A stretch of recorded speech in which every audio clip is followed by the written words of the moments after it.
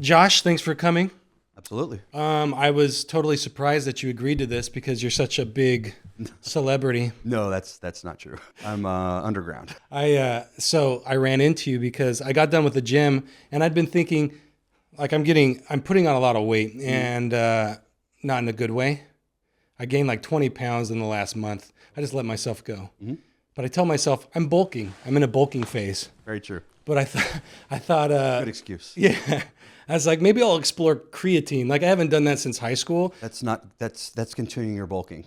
Yeah. It shows how much you saw how much I knew when I walked into your store. Yeah, everyone needs to be informed. Yeah. And I was quickly humbled because you started rattling off all sorts of things. And I'm like, we constantly are researching, listening to podcasts and continue to develop, what's the newest and greatest so that when customers walk in, we can, give them the latest and greatest to get them to their best, I knew I was out of my league when you're like, well, you can't just come off of this. Right. You start taking it. Yeah. You got to do this to get off and then this and this and this. I'm like, I don't know if that's for me, man. Yeah. I'd rather just have creatine. I just like to give people options to like, you can go real intense or we can gradually get into this. Yeah. I mean, I'm not like trying to be Mr. Universe or anything. For sure. Just trying to get rid of my dad bod. Yeah. That's what we try to sustain. So you run Bravo 6 Nutrition. Correct. I mean, right now in your life. Correct.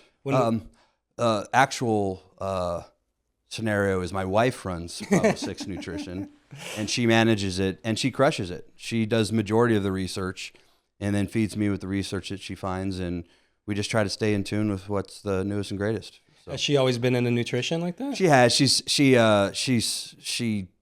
likes to stay lean, like most women do, and an easy way to do that is follow nutrition and know what's Not going eating? in your body. Just don't eat. Yeah, just don't eat, but know what's going in your body and the goods and bads and how to combat different things that you. So I get the impression she teaches you. She does.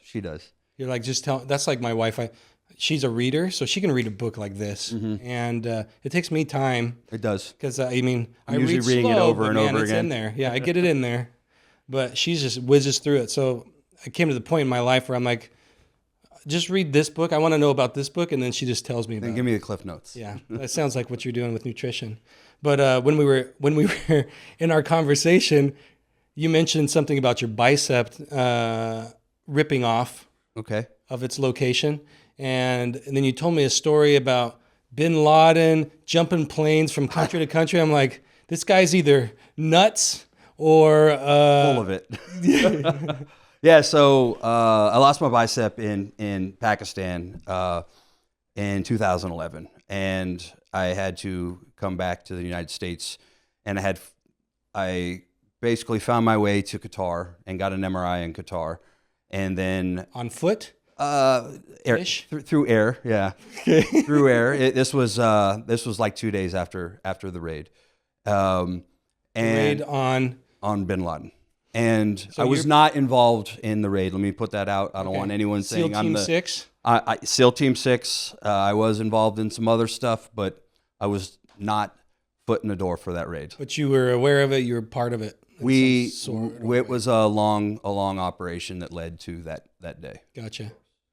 How was it when that happened? Like it was intense, and so there was. It happened years ago, and I'm sure we can talk about some of this stuff. But there was 19 of us total in country, split out throughout Pakistan, and a few days before the raid took place, we had to kick out.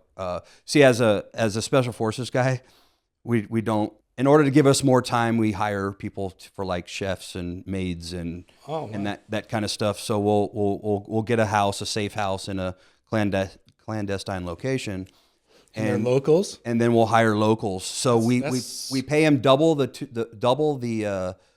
or triple the going rate. So the going rate for pay in Pakistan is $2 a day. So we pay them $6 a day. Wow. High rollers. Yeah, big time. But what it does is it makes people loyal to you. Yeah, I was going to say I would be super worried about poison or Yeah, we had some altercations. We had a guy who was a worker on a house, and he wanted to get married and wanted to be given time off to get married. And this is not a good story, but at his wedding, he was telling people that he was working for Blackwater, and which was not the case. We at the time it was military, but anyways, couple bearded white guys in Pakistan kind of stands out as much as, especially in the house when you're relaxed. And long story short is they sent his head back. Yeah, and some of his family, and so To the safe house. to the safe house, which you never should have known where that house was at, Right. and so forth. So there was a lot of bad scenarios in that ordeal. Yeah. You got to move, I'm sure. Of course. In that house, there was a total of 3 of us in it, and so yeah. What's your daily work look like? I mean, you get up. What do you do? Over there at that time, the daily work let's start with the evening. For about 12 hours, I would watch UAV feeds On a monitor. on multiple monitors. Watch UAV feeds at night because most bad things happen at night. I would watch UAV feeds. And that's an unidentified aerial vehicle? Yeah, exactly. So basically a remote vehicle that's being controlled from the United States. Unmanned. It's Unmanned aerial vehicle. Not unidentified. Yeah, unmanned aerial vehicle. And it's being controlled from the United States, and whoever's on shift would give orders of what needed to happen. So if there was 10 guys meeting at a house, I think there was a 10 o'clock curfew. If there's 10 guys meeting at a house at 11 o'clock at night, it's not for a game of poker. And so would have the aircraft controlled to do a box around the house and watch the house. And there were a lot of times that there was no more house. So that situation was terminated. Neutralized. Gotcha. Because the meeting places would take place, and they would come up with plans to do bad things, and you want to stop that before they happen. And then the next day you would see how so-and-so America, the agency or whatever, thank God it was never pointed back to us, in country or whatnot, but killed a bunch of civilians and whatnot, which is totally not the case. But here's the deal. Bad guys don't wear uniforms, especially in that type of environment. So it's kind of a propaganda thing going back and forth, which led to riots and at consulates and embassies and that kind of stuff, rock throwing. You just had to be careful. Yeah. And so that was at night. And then during the day, I would do a lot of data collecting, intelligence collecting. I would dress up in man jammies, looking like the locals, down to the wooden shoes. I mean, super uncomfortable, but it was part of playing the part. Sure. Whereas Silly had a vest, and I would have a side piece over here, and then a few magazines over here in case something happened. So that was my day. It was gather intel during the day, and at night, let's watch these video feeds and make sure that nothing bad is happening. So. You think it's become more sophisticated? I shouldn't say sophisticated, more less boots on the ground because of AI and technology now? It seems to me like humans you can err, right? Yeah, absolutely. And I'm not saying you did. I'm saying it just happens. Like even in my law firm here, we try to have technology intervene as much as possible because we have a typo or we have this or that or the other, and so we use technology to our benefit to make a better experience. So fast forward how the bicep actually happened. Just to circle back to that, a couple days before the raid took place, we had to kick our maids and our people, our locals out, because we couldn't let information getting out on what's about to take place. And lo and behold, there's no food because the food was being procured in the local markets, and so it was just malnutrition. And on the day of the raid, I was actually rewriting the force protection plan for the embassy, the Islamabad embassy. His house, Bin Laden's house, was 26 miles away from that. And in like 1982, the Taliban actually took over that embassy. Oh, So they're like, if they did it once, they'll probably think they can do it again. once the raid happened, they were anticipating. They were anticipating World War III. Okay. We've literally been searching for this guy, their main leader, for 10 plus years at this time, or Sure. a long time. Yeah. And Since Clinton. yeah, for a long time. And we finally terminated the guy, and we expected the worst. Always expect the worst, and not be lackadaisical and have bad things happen. So during that time, I was climbing a wall, something silly. I was climbing a wall, and my arm Just gave out. Yeah, gave out because goes back to nutrition. This is how important nutrition is. There you go. So, anyways, made my way to. We had to get out of country. I had to get out of country. Couldn't be any funny-looking Americans in country. Yeah. Bad things would happen, and so made my way to Qatar. Was able to get an MRI. There, they said you have 14 days from date of injury to get on an operating table. Went to Spain, went to a couple places, finally made my way back and had a date. So it was like I basically hit back to the United States and went and had an operation. You made it to D.C., but you said I did. You couldn't land there because No, Air so we Force One did. was up We did land there. I did. I was by myself. I did land there at Reagan. Is that the no, it was wherever the president's, Yeah. Maryland or whatever it's called.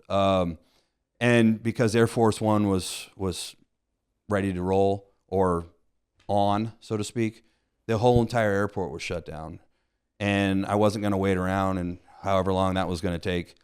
And linked up with some guy I've never met in my life, and I said, "Hey, how about I give you a coin of the unit that just took down Bin Laden for a ride back to Fort Bragg, North Carolina?"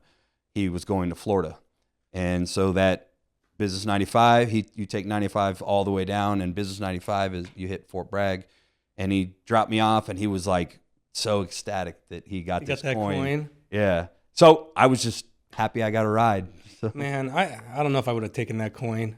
I would have dropped you off, but just said, no, I'm not taking this. To you, I guess it doesn't matter. Yeah, I had a few of them. Yeah. for things like that. Yeah. So in the SF world, you find things that are currency that people want in order to get things done. And most of the time, like downrange, which people don't like to talk about, it's usually one of two things. It's some type of Gucci gear, like a Special Forces jacket or something like that, or alcohol. I know that sounds ridiculous, but we use that as currency. Sure. So a contractor that's making, I don't know, $200,000 a year tax-free, you can't give him, $50 and go, hey, I want this pallet moved from location A to location B. He's going to be like, get out of here. Yeah. But you go, hey, I got this bottle of Jack Daniels, and he's going to be like, what else do you need done? That's what I mean? And so that coin was essentially similar situation. Yeah. That's a form of currency that he was willing to trade for. Do they teach that to you in training, or is it you just pick it up? I think you just pick it up because it's something you don't talk about. You know? Okay. It's frowned upon because people act like, well, you're not supposed to do this, you're not supposed to do that, and you're like, but you still need things done. Yeah. You know what I mean?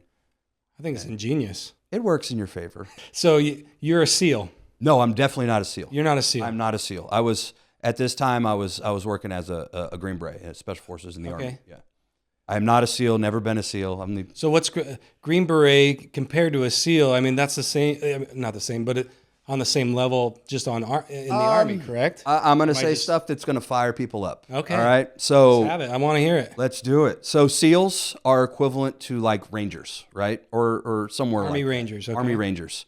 They usually work in smaller efforts, platoon size, that kind of stuff, or they're partitioned out and attached to other teams and stuff. Okay. A lot of times, as we saw the global war on terrorism later and later in its life, we started doing more joint effort. Started taking on JTACs, which are Air Force guys that are trained to drop bombs through aircraft and that kind of stuff. And so we take these different attachments and stuff downrange. So it's not just your 12-man SFODA team. It's your 12-man team plus a few attachments that make it a larger package. I see. Yeah. And so SEALs are used in that way a lot of times. SEALs, what I say, are like equivalent to Rangers. To put it this way, to be like top dog in the SEALs, you're like E7. You're the chief. You're in charge of a bunch of other young SEALs. In SF land, almost everybody's in E7. So if you go by rank, Yeah. It's just a much more experienced level. But then you have SEAL Team 6. So SEAL Team 6 is not the SEALs. It's you've been in the SEALs for a long time, and then you try out for a different organization. It just happens to be called SEALs as well. And so that's where people get confused. Totally separate. Are they SEALs though? They are only SEALs, but they were on the lower levels. Oh, okay. And then so you got the even teams on the East Coast, 2, 4, 6, so forth. And then the odd teams, 1, 3, 5 on the West Coast, being Coronado. San Diego, yeah. And so SEAL Team 6, which is actually no longer a thing, the people still call it SEAL Team 6, it's actually development group. That's boring.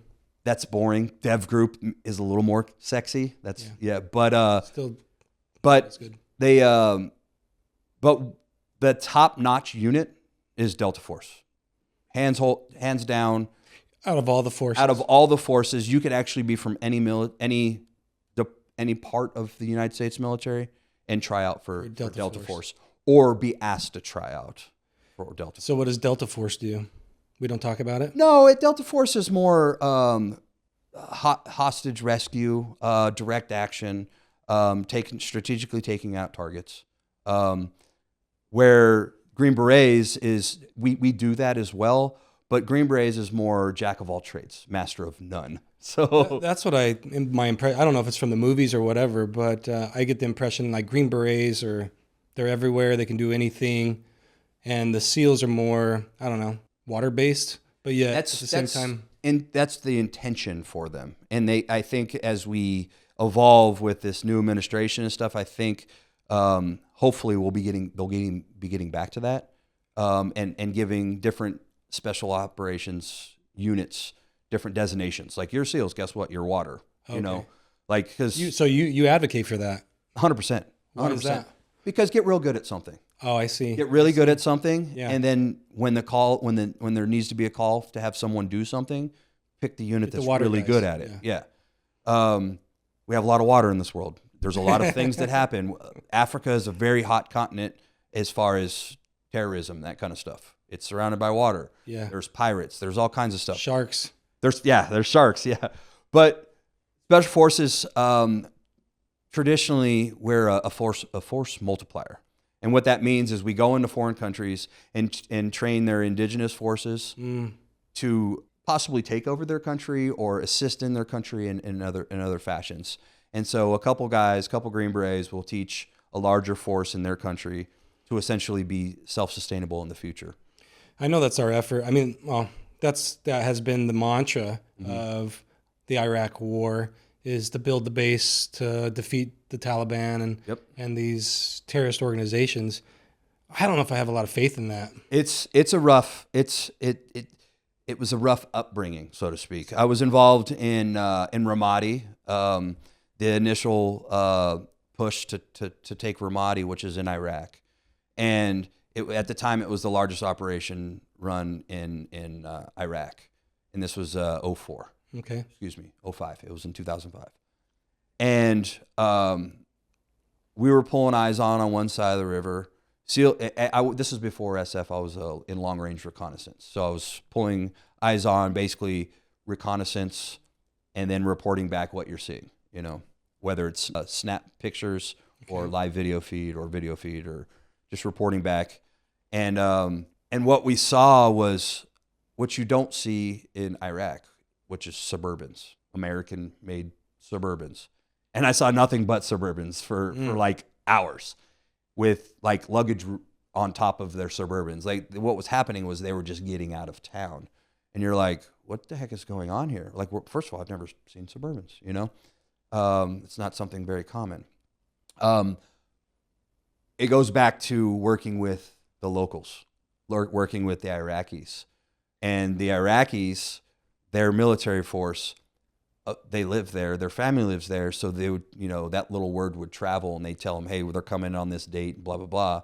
And so before the operation even took place, everyone was exfilling and getting out of town. So it was kind of a dry hole when it first started. So that kind of operations are supposed to be secret. You know, like you don't want to go somewhere and have them know you're coming. Yeah, sure. They say we own the night for a reason because you're sleeping and we're coming to get you. And so that was a big buzzkill, and that was an eye opener on like really starting to work with the local forces and going. And at this time, there were also a lot of like killings and stuff with like this Iraqi would be training and walk into like a hut with a bunch of Americans and just open up fire. Right, exactly. Because you're now working with each other. Yeah, you're gonna have heroes. I mean, they're gonna want to be a hero. In a way, I understand some of it. Absolutely. That's what I'm saying. It's like I don't fault them necessarily. Yeah. It's like I fault ourselves thinking we're going to turn these people 100%. from traditions of hundreds of years. 100%. So we went into their Good guys country. with us. We went into their country, completely disrupt their country. Think about all the way down to the lowest level, your privates and that kind of stuff. They're looking for war trophies. They're doing all kinds of stuff they probably shouldn't be doing. They're destroying towns and cities and stuff. And so, yes, you might have got one bad person, but one bad person is replaceable. And that's the difference in like what special forces and special operations does is we don't take out one person at a time. We collect on that one person, and then we find a cell of people. Say you're looking for someone making IEDs, roadside bombs. Yeah. So you want to know who's financing. You want to know where's the bomb making material coming from, where are those the rat lines going through, logistically, how are they moving? You want to know who's making them, how are they being made, and so forth, and where are they going, and all this other stuff. So then you put this whole cell together of different individuals, and then in the middle of the night when they're sleeping, you go and take them all out at the same time so they can't talk. I see. And you take their cell phones and you continue to gather intelligence and that kind of stuff. And in Iraq, for instance, majority of the bad guys, they didn't have another source of income. We disrupted their entire country. So they didn't have another source of income, or they found an easy source of income, which was turned bad. Yeah. But they weren't bad at night because a lot of their families didn't know what they were doing during the day. So at night, they're being dad and they're being husband and they're sleeping during hours of darkness. Mm-hmm. So you would go in and disrupt them, and like the entire family's freaking out because they're like, he didn't do anything. This is my husband. Sure. He's a good man, you know? And when you take out one bad guy, you probably build three more. Because you just disrupted that. Yeah, for generations, I would argue. For generations. I mean, look at ISIS, for instance, right? So ISIS basically is Iraq and Syria. What happened was we go into Iraq late 2001, 2002, I think 2002. We disrupt the entire country. Well, the mothers and children leave to the nearest country that's willing to take them, which is Syria. And because either the husbands were fighting or dying or whatnot. So the mothers and children left. The mothers didn't have work in Syria, so they turned to like prostitution and it's just a mess, right? Yeah. The children are like either living on the streets or not living a good life. Left at home, yeah, sure. And fast forward, 10 years, formed ISIS because those young children turned into fighting males. And what do they want to do? They want to go back to their mainland, which was Iraq. Mm-hmm. And we literally started ISIS with when we terminated Gaddafi in Libya, and we also at the same time we started the Syrian regime in Syria. We started a group of people to kind of take over that country because it was a mess. Well, that group then split into two, good and bad. Yeah, those weapons from Libya when Gaddafi was killed. Were then taken and placed into Syria. And all of a sudden, the good and bad, well, that bad turned into ISIS. And our government literally started that. And that's some of this stuff's not really talked about, but it's like we've started a lot of these world problems. And as you're talking, I'm thinking, I'm not anti-military at all. I'm for the military, but I go back and forth. Why are we there? 100%. I understand. 20 years. Sure. 20 years. Why? I get the argument that we have to cut off the head of the snake before there's an attack again, like 9/11. Mm-hmm. Okay, I understand that, But is it worth it when we create, in my opinion, generations of hatred towards us? Absolutely. It's just going to perpetuate this Towards cycle. the Western world. Right. Yeah. Would it not be just better? I don't know if this is an answer, or maybe I'm just naive, to just stop trying to police the world and let's get back home and build robust barriers of defense. I think what that's a lot of what this administration's thought process is right now. We got problems here, boss, in America. Let's build America. And if you notice in Iran, we didn't go to Iran. We flew into Iran, dropped a bomb, and then flew back out. About that. Yeah, so that's the new way of thinking. And it's not new. Awesome, man. It's not new. It's, listen, our stuff's better than everybody's, right? So we can have peace through strength. Yes. And basically, we can threaten people and say, cut it out. Leave your people alone. Stop terrorizing your people, being Iran or wherever at. Stop terrorizing whoever you're terrorizing, or we're going to do bad things to you. Yeah. And we just showed that we will do bad things. So the rest of the world knows that America's not playing. Yeah. And we're not putting. Here's my personal opinion. Never again do we need to put mass boots on ground in any country ever. And there's You're talking like to the scale of World War II. Sorry to interrupt you. to the scale of just this local, not local, but the recent global war on terrorism. Yeah. Okay. So 19, for example, in your case, around bin Laden, right? So why do we need? You're saying we don't even need that in those countries. So no mass boots on ground. Mass boots. Okay. So in today's environment, we need UAVs. We need special operations guys, because we need to find targets and be able to laze targets. You might need a guy on the ground with a laser and saying, "Hey, it's over there. I need you to hit this one right here." Okay. And we need data collection, which is done through human intelligence, going into villages, talking to elders and talking to people, saying, "Who's messing with you? Where are the bad people coming from?" So you need that factor, but you don't need a bunch of young military service members disrupting a country ever again. You don't need a bunch of people. Put it this, I'll give you a great example. So Afghanistan, 2002 to 2006 or 7, I think we lost like 600 people. And I'm not totally positive on these numbers. I think we lost a total of like 600 people. And that was quite a few years, 2001 to 2 to 6 or 7. Iraq ends, and General Petraeus, he did the surge and had all these people go to Iraq. Well, think of Iraq as a flat country, right? You can put all these people there and kind of get things done or whatnot by a large force. But Afghanistan is not that. Afghanistan is basically a series of like mountaintops. How many people can you stick on mountaintops? And so from like 2008 to 2010, I think was like 2,000 people lost, because you just took an influx of untrained people. Now, you start running out of people, you start sending National Guard and all this other things to the rotation. Either people want a piece of the pie, people as in units, generals, whatever, and you're just trying to fill these slots. Well, these are untrained people.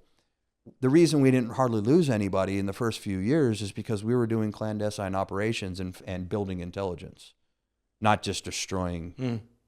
And so through those later years, we lost all kinds of people because we just started bringing all these people in. We don't need that ever again. It's a perfect example of we need trained people specified in whatever environment that needs to be taken care of. And so that involves special operations, involves aviation, involves UAV, which is still aviation, and possibly artillery. And other than that, I mean, yes, there may be, depending on the situation, maybe some more little things here and there. We don't need battalions worth of soldiers and Marines and sailors and it turns into like we're pulling there. You need people to pull road guards and pull gate duty and all this other stuff. It's just like out of majority of people got hurt in Iraq war was through roadside bombs. So like people lost legs and they might not have died, so they didn't hit the tally of the death, but they're now walking around with missing leg or an arm or whatever. So majority of the incidences of injuries, casualties and stuff took place because of roadside bombs. It wasn't a gunfight. It wasn't, oh my God, this guy's shooting at me, I got to shoot back at him. And it just, we don't need that again. Because if we're going to a country and we're going and fighting in their backyard, they're going to do everything they can to keep their livelihood, to keep their home, to keep their family safe. And so moving forward, we just need to be more strategic. And this administration dropping a bomb on Iran is a very good example of a strategic play that shut the rest of the world up. There's a lot of communication happening right now with Russia and China and all this other stuff because America's not going to play. If you do something nefarious, some type of malfeasance, you do something, we're going to take action. Yeah. And it's not going to be polite. Yeah. I mean, that day that happened, obviously we were all surprised because they played it close to the vest, thankfully, for the first time, I think, for a long time. And I thought that was a very super smart play till it all happened. And I was just like, dude, I am proud to be an American. Right. You know? Absolutely. That was a good day. Absolutely. So the media always wants, transparency. They're like, well, when are you going to do this? It's like they want to know all this information. It's like I heard President Donald Trump say, this was like a week ago, like, I'm not going to tell you that. Yeah. Like, I'm not giving the keys to what is taking place here. You'll know when it happens. Exactly. But we'll report on it after it happens. Yeah, some things you just can't. If it happens and it doesn't happen, we're not just going to tell you it's going to happen so someone can prepare for something. Exactly right. Yeah. So you get home, and how was that? I mean, transitioning from war life to normal life. I've been deployed a few times. There's a funny story. It's called the story of six boys or something like that. I can look it up and give it to you. And what's really funny is we love to call it patriotism. We love to say, yeah, I joined for patriotism. I joined in 1999. So it was essentially a year and a half, 2 years or whatever before September 11th took place. Majority of people, and people don't want to have this conversation, but majority of people that joined the military is they were probably running for something or trying to fix something. Okay. They joined because they weren't doing well in life. They were not college. Kind of like no more options. Like, I don't know what else to do. Not saying no more options, but they're using the military to better themselves. Okay. All right. And it's a good choice. Sure. I would think that a lot more Americans should be joining the military. When you're struggling, making $1,500 a month and just struggling to make it, you could, starting day one in the military, you make like $2,000 a month, but you have a roof over your head and you're always going to have your belly full. So that money goes to your car, your cell phone, and your car insurance. Like, things are paid, and people don't understand that. Like, your average civilian out here, like, if a lot more people would join the military, fit people, qualified people, we would have a lot better choices of people to work in different environments. Yeah. I think it's like 76% of America's unfit for the military. Over fat, has a felony, has different head issues, Sure. Yeah. and which equals like 76%, and that's a very high number. Yeah, it's gross. And it is gross, and it starts at the very youngest age. We're not, as parents, we need to do better. Our school systems need to do better. We're pretty weak as a country. Yeah. We need my personal opinion, sorry to interrupt you. I think I know it's not all China, but I think our adversaries are definitely behind pushing that, and they just play this game, this 100%. Slow game, just slowly deteriorating our society. If you look at TikTok in China, it's educational. If you look at TikTok in America, it's nefarious. Yeah. I mean, it's whatever you want it to be. It's mind-numbing. Yeah. I will say this: you can get news faster on TikTok than you can watching majority of any news outlet, and faster. Dang near live. And but it's just like kids are like this. Their phone is this. That's why kids today, majority of kids, by the age of 10, are already in glasses. Oh, really? I didn't know. Because they're staring at tablets, they're staring at phones, and it's an electronic babysitter, and they're learning from things like YouTube, and as parents, we need to make sure we know what they're watching, so that they're not going down a path that's going to lead them into a bad direction later in life. Yeah, absolutely. So you get back, and how was that transition? Were you married the whole time? I was married at that time to my first wife. Military is hard on families. I was going to say, so that answers my question. Yeah, military is hard on families. What I was getting at is there's the story of six boys. There's six of us. and we all came from different places in the country before the military. Well, eventually we all became Special Forces guys. And the great thing about Special Forces guys is we all bring different things to the table, and collectively, holistically, as a whole, is what makes us great. You may have been a mechanic in your previous life. This guy may have been a farm boy who's good at procuring food and finding food and doing all this other stuff. And this guy may have been, I don't know, whatever. But all these different pieces of the pie, when you're downrange and you're like, hey, we need to get this thing working. Someone within that group, and then plus we go into training and learn a bunch of stuff as well. Like MacGyver? Yeah. We could make things happen. Yeah. And when those skills that you thought you didn't need, that you learned well before, like maybe a guy was stealing cars, and that's what led him to joining the military. Doesn't mean he's a bad kid or bad. He had a upbringing that was different. Doesn't mean he's a bad person.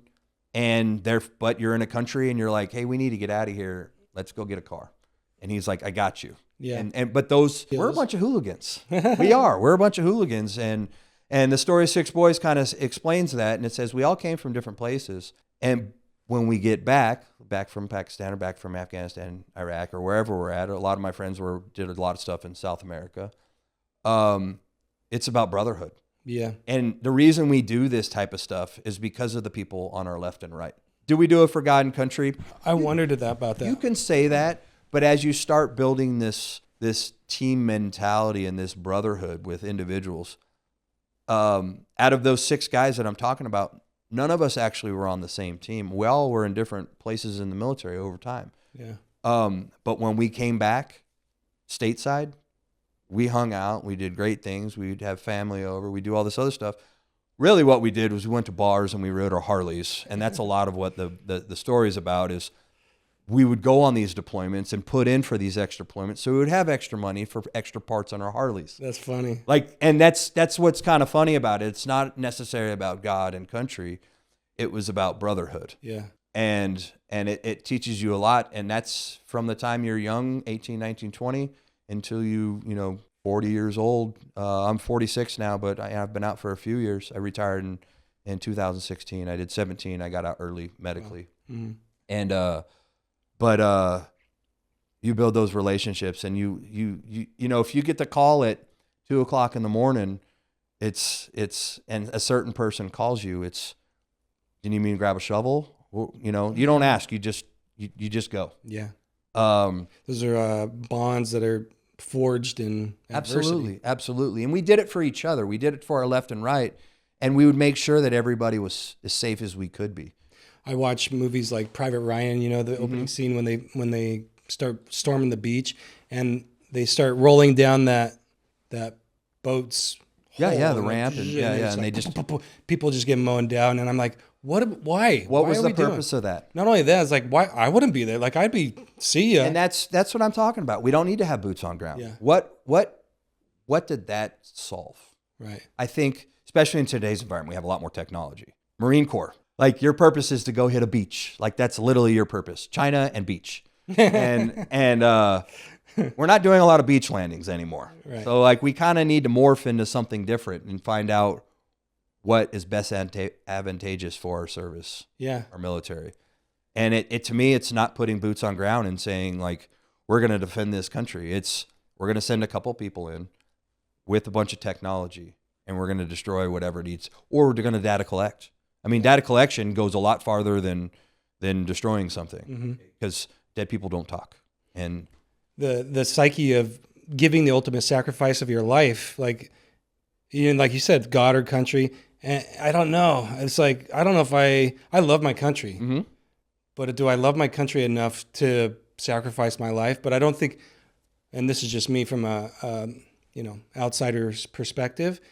Like you said, it's not so much that you're fighting for your country. You are, you wear that uniform, but it's more of your brotherhood. I don't think we think necessarily about the country thing, but every time I hear a national anthem, I have to hold tears in. Oh, yeah. Just thinking about it right now. Sure. I literally have so much pride in that American flag because of what this country stands for. Not even necessarily what we've done. What we did, yes, to hold it, to hold what we got as a country. But just what this country stands for. And if you don't think this country is great, like, have you looked? What's 6 miles over there? Yeah, you as a funny looking white guy, like you wouldn't survive very long in walking down a certain street. Mm-hmm. And this country is great. And when I see that American flag, like if I hear a national anthem, like it's holding back tears literally every time. Yeah.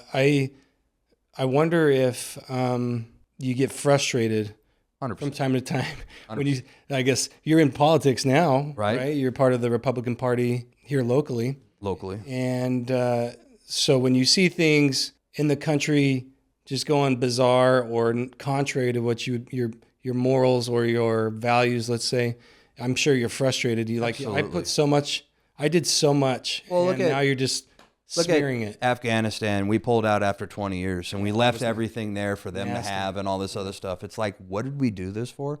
How many friends did we lose? Mm-hmm. I lost my best friend in 2015, pretty late, and there was a roadside bomb that went off, which was actually just a distraction. That was the bloodiest day in Afghanistan. It killed 206 people, civilians, which was the distraction, which is sad. The distraction for the Mongolian horde of bad guys to come inside this special operations base he was the commandant of. Well, under Obama, under the rules of engagement at that time, your job was to run and hide if bad guys come in the wire. Listen, that's kind of where we went down as a country. When we have bad leadership, our rules of engagement, when we have access to guns and tools to close with and destroy the enemy, we should never have a call to go run and hide and wait to be given the clear to come out. Sure. So basically, it was like him and another guy, another friend of mine who's now paralyzed from the same thing, fighting off hundreds of people, and he took a shot to the face and with his head sticking up, but saved like 360 people that day. Jeez.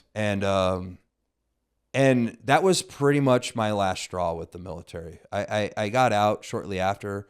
I ticked off a lot of people, but I didn't wear a military uniform to the funeral. And it was in Rhode Island, and I didn't wear a uniform. I wore a suit. But the way I looked at it is if we had a better leadership in the country at the time, he'd still be here today. Mm-hmm. And that was kind of my last straw. Like, what are we doing this for? Mm-hmm. Why are we involved in something and letting politicians and people who've never put bootstraps on and carried a gun in the sand make decisions for us? And I left frustrated and kind of was under a rock for a few years after that, which kind of led me to the political game. What got you out?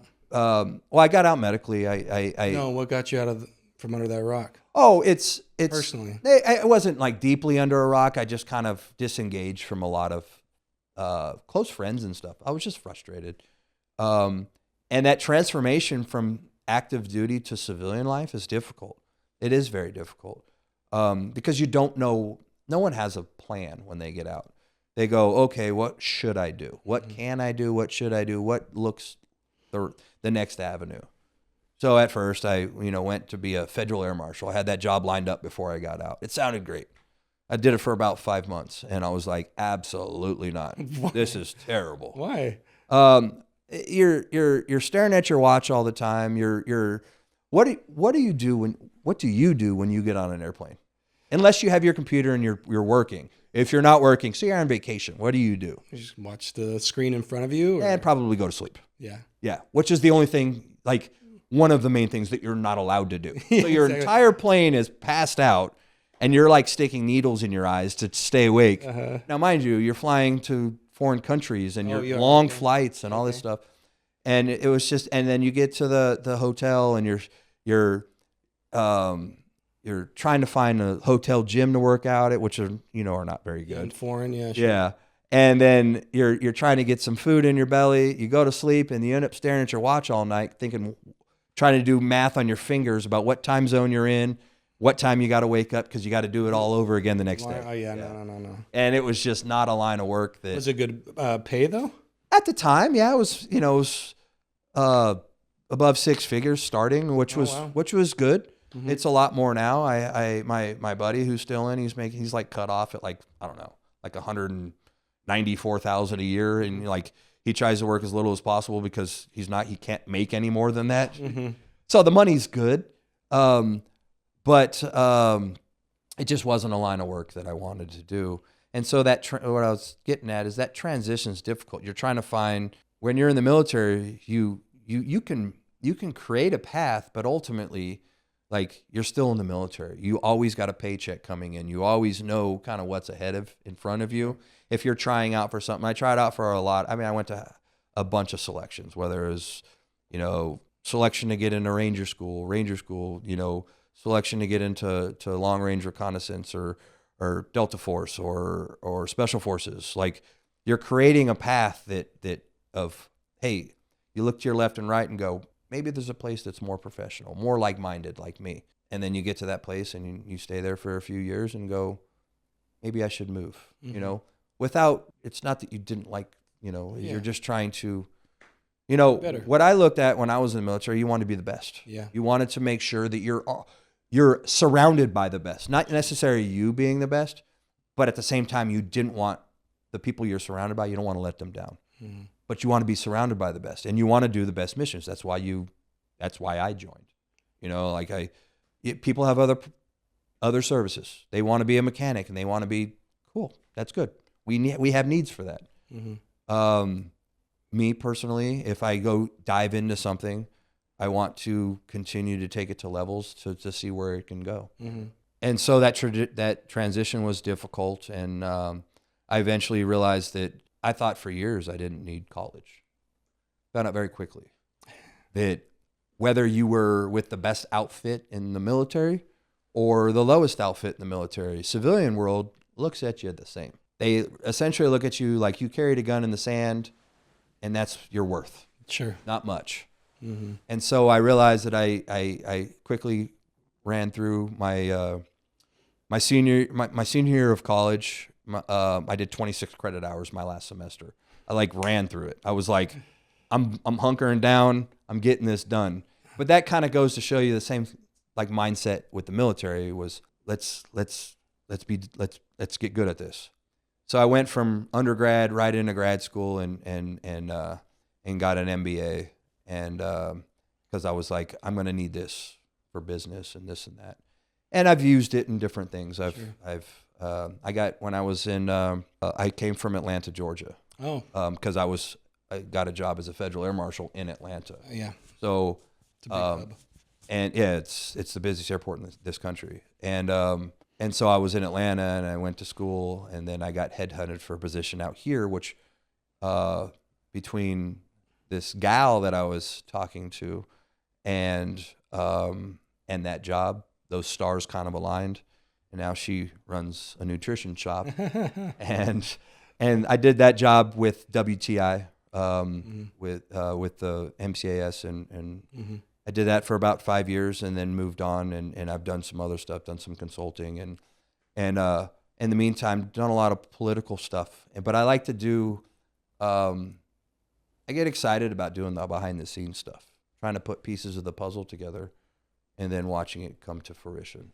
So you can get more work done from behind the scenes than you can from out front sometimes. And so I've been enjoying that theater. Yes, I'm involved in local politics here. I've been kind of involved with state politics as mm-hmm. well. I've helped write a couple bills, both for state and federal. The last federal one is the Military Installation Security Act. I think we briefly talked about that. And what that is removing any foreign adversary from holding a business on a military base. Oh, okay. So as a business owner of a nutrition company, I came to vision that China owns GNC, being the General Nutrition Center. And it dawned on me, that was bad in multiple ways. It was bad for me because it made supply and demand. Every jug of protein, the 2-pound jug of protein, went up $13 across the table mm-hmm. because China bought up 30% of the United States' protein. And I go, why did China buy that? And that's where it came to fruition that China owns GNC.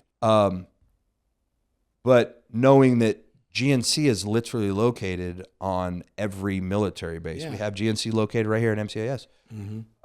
And I was like, wait a second. Our store is nothing like GNC. We carry vastly different products. I noticed that when I was Vastly different products. We make shakes. We carry SARMs and peptides and pro hormones and we do a lot of things that GNC does not do. GNC is very basic, very general. But I did think we both got cameras rolling. We both got a rewards program. So that's human data collection. You're using a credit card. They're collecting your information. Who knows what they're doing, you know?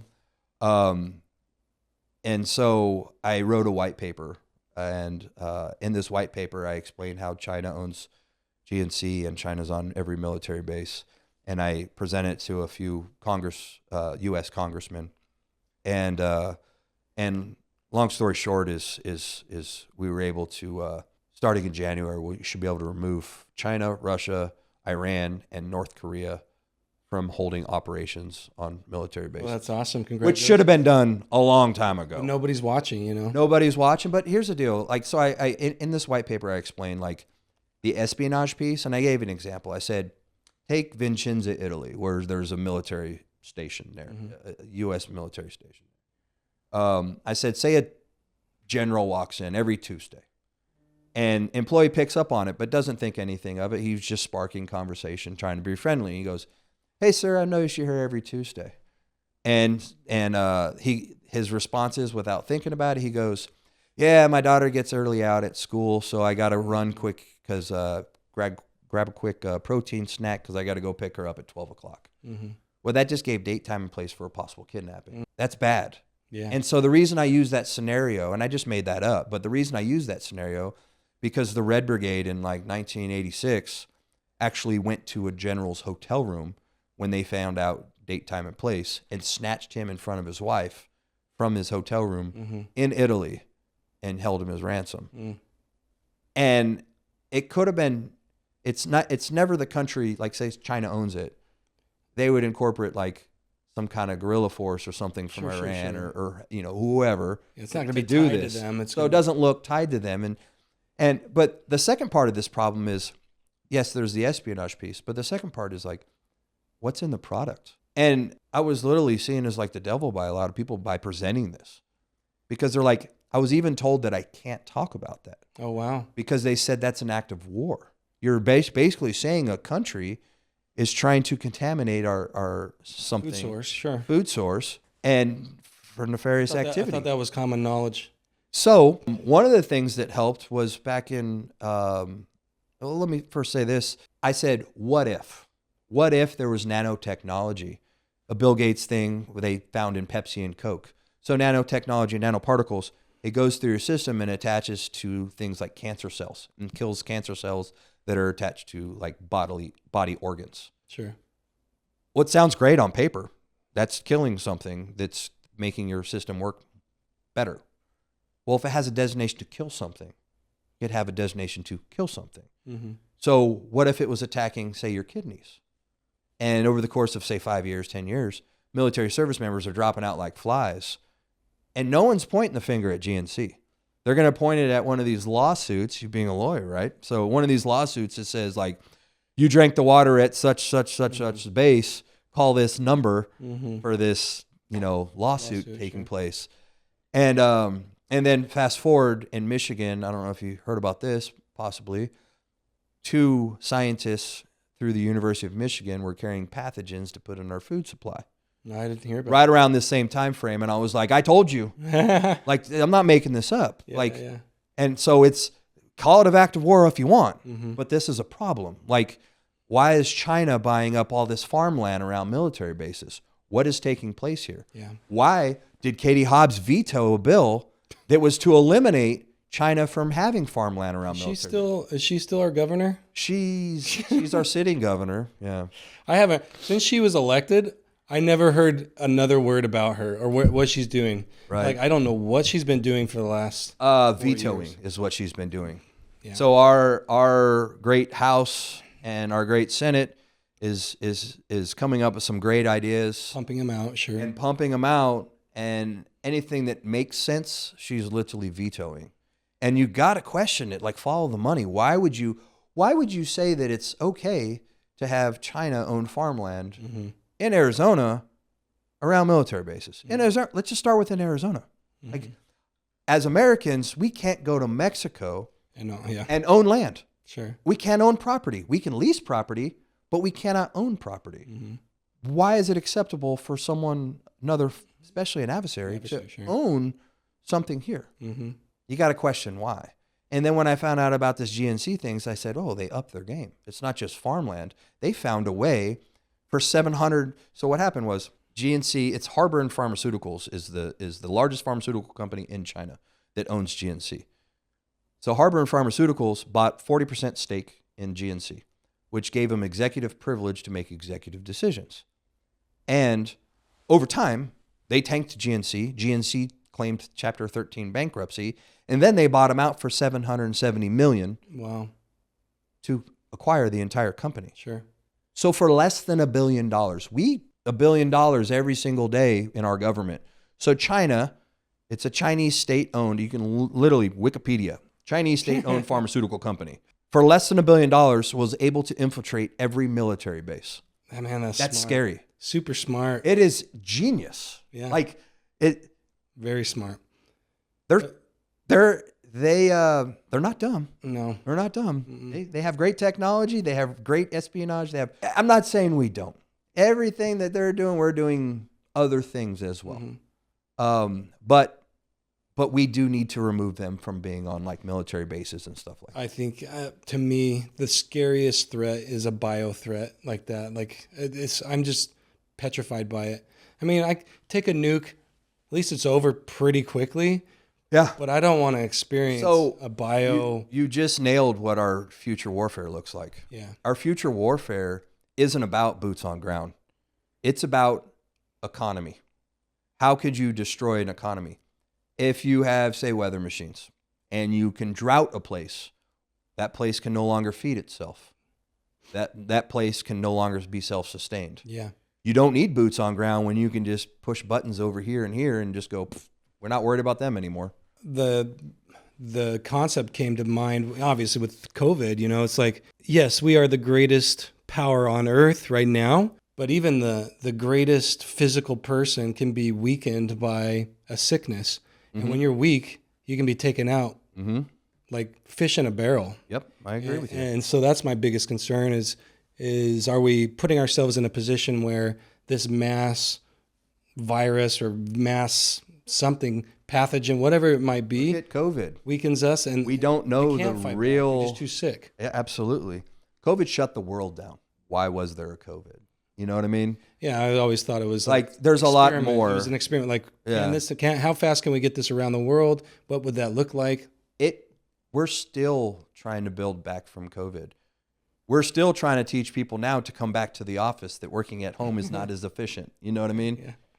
And COVID changed our way of life. It's silly to me. You still see people in masks. And I'm not talking about just at airports. You can be at a gas station. You're like, what are you doing? Yeah. You're literally making yourself more sick. Like you're breathing in your own bacteria. Like liberal. Yeah, 100%. Yeah. No, not that that's a bad thing, okay? Yeah. No, I wore one the other day, okay? But I was the one that was sick. Prove it. Yeah.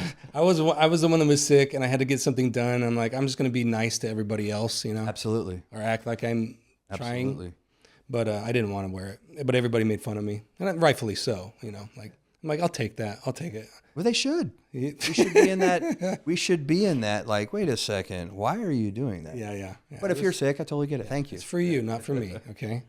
Well, Josh, we're out of time. I wanted you, before we go though, I wanted you to plug your company. Okay, Bravo 6. Bravo 6, yeah.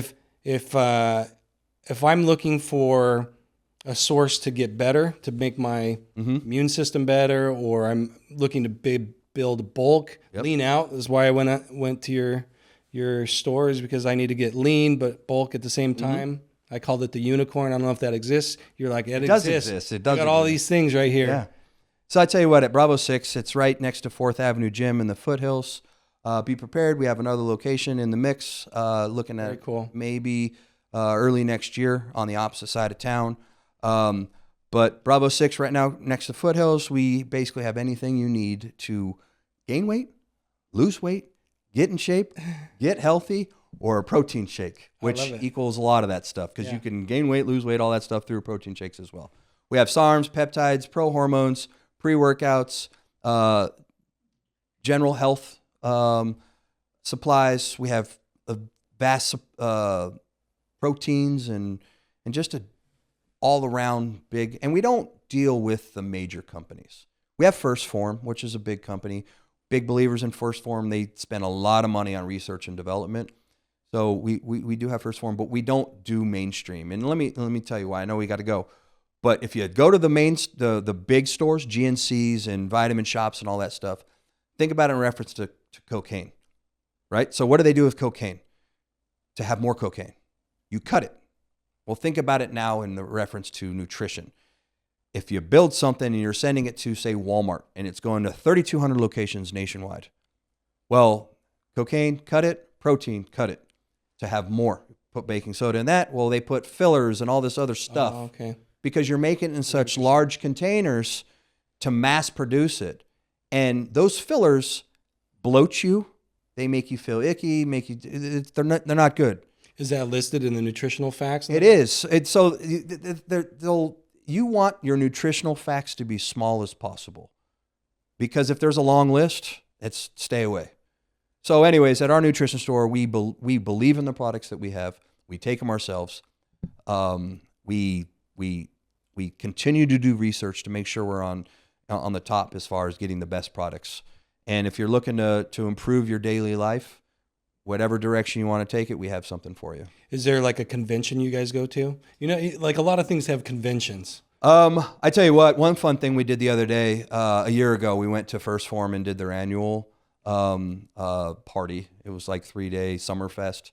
But what you do is they had a lot of vendors come. Yeah. And they supplied the tickets and all this. It was ended with a big concert. And, very cool. Like Vanilla Ice, Naughty by Nature, Steve Aoki. Like it was a big thing, yeah. But what was cool is we hit all these places, did Topgolf, and you hold all these conversations with other people owning. Sure. And you're learning, you're constantly learning. And that's what we do. We always want to keep learning. Yeah. Because someone might know something that we don't know. So let's have a conversation. Hey, what's new? What's great? And so we do, there's a convention in San Diego. We do once a year. We do stuff. But majority of the stuff is just listening to actual doctors online, doctors that we believe in, that are leading this generation in the right direction.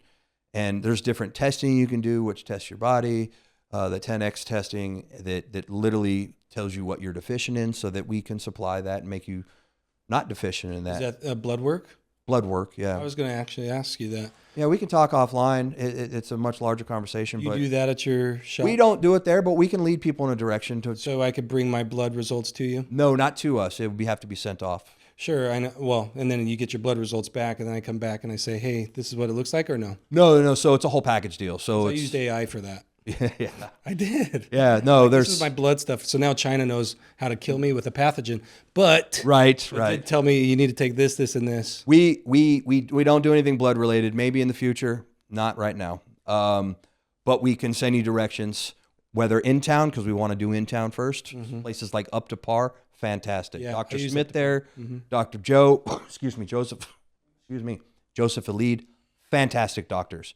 You want to find how to get to the next level, they'll lead you in a direction as well. Absolutely. Up to Par is hands down what I believe is the best place around here as far as medical. It's going to get you in the best direction. Disconnected from the big guys. Absolutely. Doing their own thing. I like that. Yeah, it's not on Vita, you know. Yeah. And but they can absolutely lead you in a direction, which a lot of times leads us back to Bravo 6. Yeah. Because of the stuff that we carry. Yeah, you already have it supplied, so absolutely. Go see Josh over there. And absolutely. Take care of you. Yeah.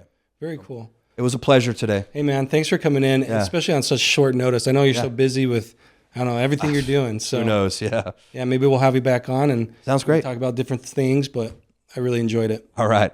Appreciate it, boss. Yeah.